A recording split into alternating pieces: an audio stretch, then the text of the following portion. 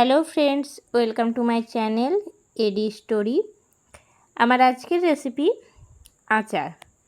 আজ আমি তৈরি করেছি আমের আচার, তবে রোদে দেওয়ার ঝামেলা ছাড়াই কিন্তু আজকের এই আমের আচারটা তৈরি করেছি। খুব সহজেই কিন্তু এই আচারটা তৈরি করে নেওয়া যায়, রোদে না দিলেও চলে, আর বহুদিন পর্যন্ত সংরক্ষণ করে রাখা যায়। দেখে নিন আজকের রেসিপিটা কেমন লাগলো, অবশ্যই আমাকে কমেন্ট করে জানাবেন।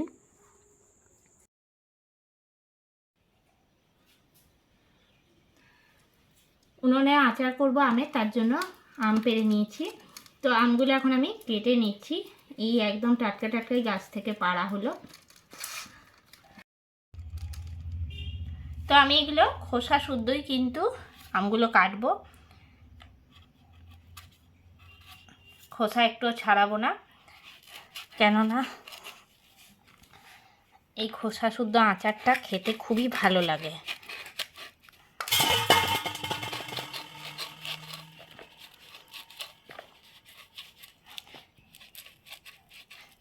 আর এই আমের আচার যদি করে রেখে দেওয়া হয় তাহলে কিন্তু গোটা বছর রুটির সঙ্গে, ভাতের সঙ্গে বা বর্ষাকালে আচার মাখা খেতে খুবই ভালো লাগে। তো যেমনি পিস করে ওরকমই আমি কেটে নিচ্ছি। এই যে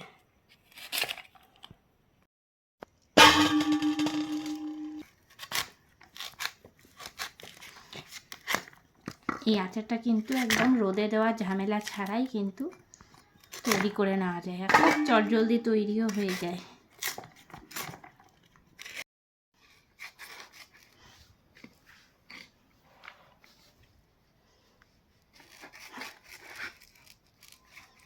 এখন আঠিগুলো পুরো হয়ে গেছে বলে অসুবিধা হচ্ছে একটুখানি কাটতে, তাও বটিটার ধার আছে ভালোই।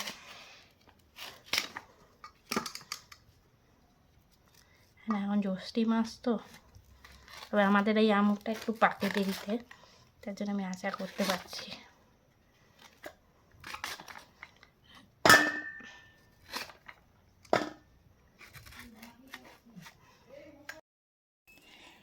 আমটা এখন কেটে নিয়ে ফিরে চলে এসেছি, আর জল দিয়ে খুব ভালো করে ধুয়ে নেবো আমটা।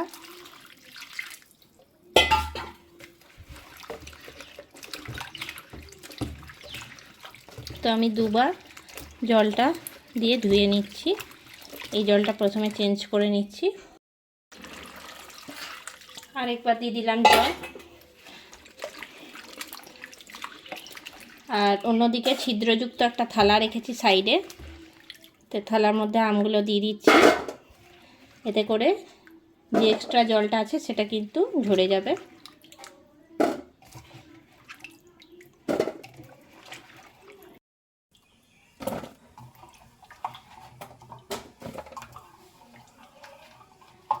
তো আপনারা চাইলে ঝুড়ির মধ্যেও কিন্তু ছেঁকে নিতে পারেন জলটা। তো এরপর আমি আধ ঘন্টা পরে ফিরে আসছি, এতে করে জলটা পুরোপুরিভাবে শুকিয়ে যাবে। আধ ঘন্টা পরে আমি ফিরে চলে এসেছি, আর আমটা পুরোপুরি জলটা শুকিয়ে গেছে। এবার আমি কড়াই চাপিয়ে নিচ্ছি। কড়াই চাপিয়ে নিয়েছি, শুকনো কড়াইয়ে প্রথমেই দিয়ে দিচ্ছি 3 চামচ হলুদ সর্ষে, 3 চামচ দিয়ে দিলাম কালো সর্ষে। এবার প্রথমে শুকনো কড়াইয়ে এটা ভেজে নেব।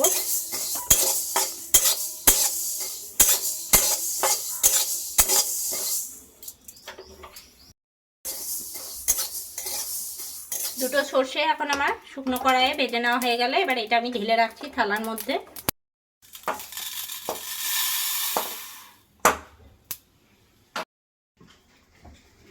দিয়ে দিচ্ছি আবার কড়াইয়ের মধ্যে ধনে 3 চামচ, গোটা ধনে দিয়ে দিচ্ছি, গোটা জিরে, এটাও আমি 3 চামচ নিয়েছি।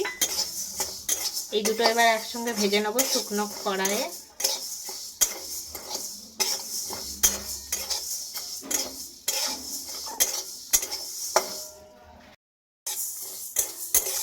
এই দুটো ভাজা হয়ে গেল, খুব সুন্দর গন্ধ বার হচ্ছে। সর্ষের সঙ্গেই কিন্তু ঢেলে নিলাম। এবার আবার কড়াইয়ে দিয়ে দিচ্ছি মৌরি, আমি এখানে 2 চামচের মতন দিলাম, আর সামান্য পরিমাণে বাটির মধ্যে রাখলাম। দিয়ে দিচ্ছি জোয়ান 2 চামচের মতন, দিয়ে দিচ্ছি মেথি 3 চামচ। এগুলো একসঙ্গে ভেজে নেব।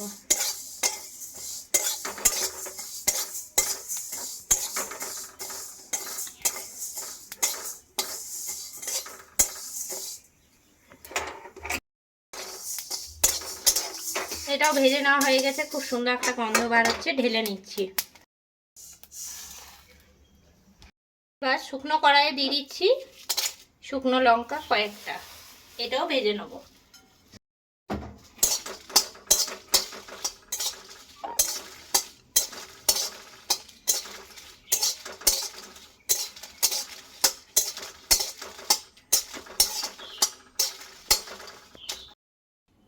থালার মধ্যে দিয়ে দিলাম। এবারে থালায় যা যা মশলা দিলাম সবটি ঠান্ডা করে নেব, আর মিক্সির মধ্যে আধগুঁড়ো করে নিয়ে ফিরে আসছি।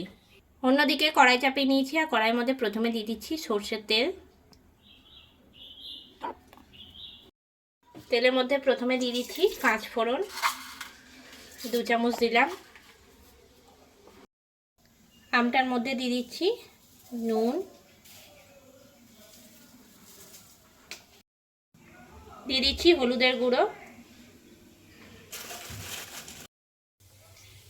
এখন তেল গরম হয়ে গেছে, দিয়ে দিচ্ছি আমটা।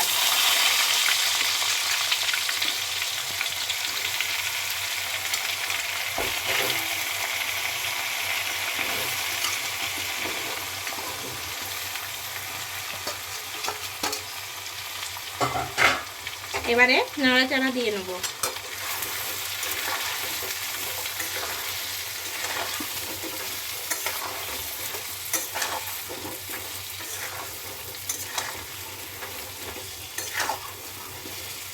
ওপর থেকে আমি দিয়ে দিচ্ছি 1 চামচ কালো জিরে।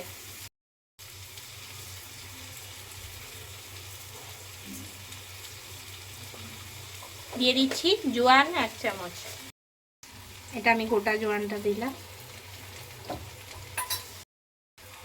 আর আগে থেকে যে মৌরিটা বাটিতে রেখেছিলাম সেই মৌরিটা দিয়ে দিলাম, নিয়ে ভাজতে থাকবো।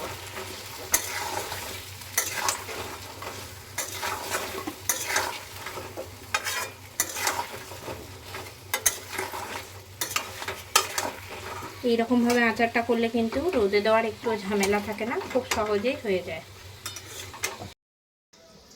মশলাটা এখন গুঁড়ো করে নিয়ে চলে এসেছি। এই মশলার মধ্যে আমি দিয়ে দিচ্ছি লঙ্কার গুঁড়ো 2 চামচ,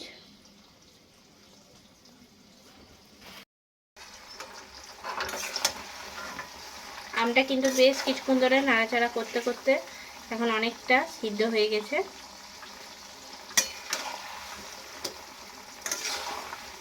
এবার যে মশলাটা গুঁড়ো করলাম সেই মশলাটা দিয়ে দিচ্ছি, একটু একটু করে দেবো আর নাড়াচাড়া করব।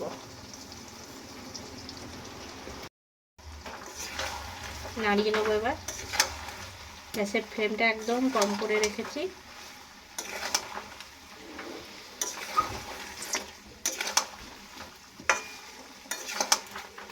বাকি যেটুকু আছে সেটুকুও দিয়ে দিচ্ছি।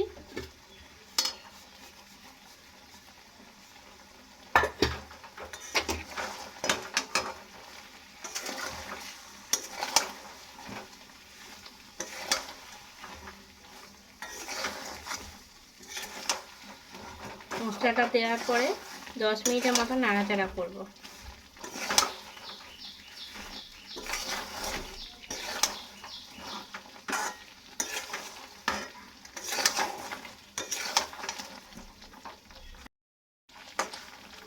মশলার সঙ্গে আমটা ভেজে নেওয়া হয়ে গেছে, এবার আমি নামিয়ে দিচ্ছি।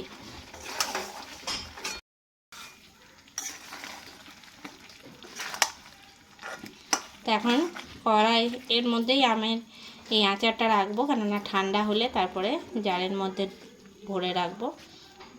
পুরোপুরিভাবে কিন্তু এখন সিদ্ধ হয়ে গেছে। এই যে প্রায় 3 ঘন্টা পরে ফিরে চলে এসেছি, আর এখন আচারটা কিন্তু পুরোপুরি ঠান্ডা হয়ে গেছে। আর ঠান্ডা হয়ে যাওয়ার পরে আমি জারের মধ্যে ভরে দিচ্ছি। তো যে তেলটা দিয়েছিলাম তেলটা কিন্তু পুরোপুরি টেনে নিয়েছে, মানে মশলাতে টেনে নিয়েছে। তো আমি জারের মধ্যে তেল দিয়ে দেবো ওপর থেকে।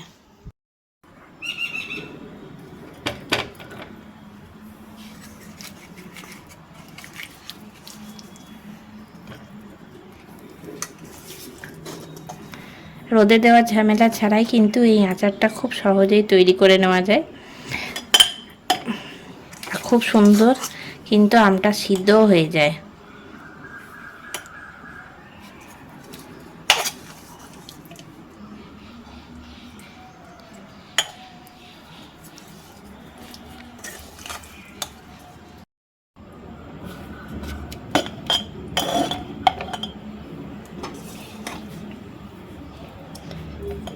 তো এরকম মশলাদার আচার কিন্তু রুটি, পরোটা এগুলোর সঙ্গেও খেতে খুবই ভালো লাগে। এরকম করে সারা বছর করে রেখে দেওয়া যায়।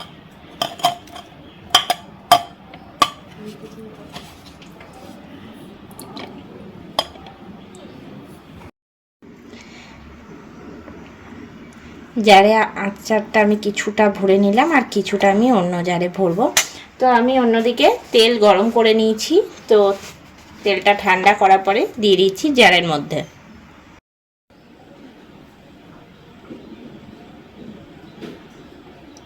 আপনারা আপনাদের পরিমাণ বুঝে তেলটা দেবেন।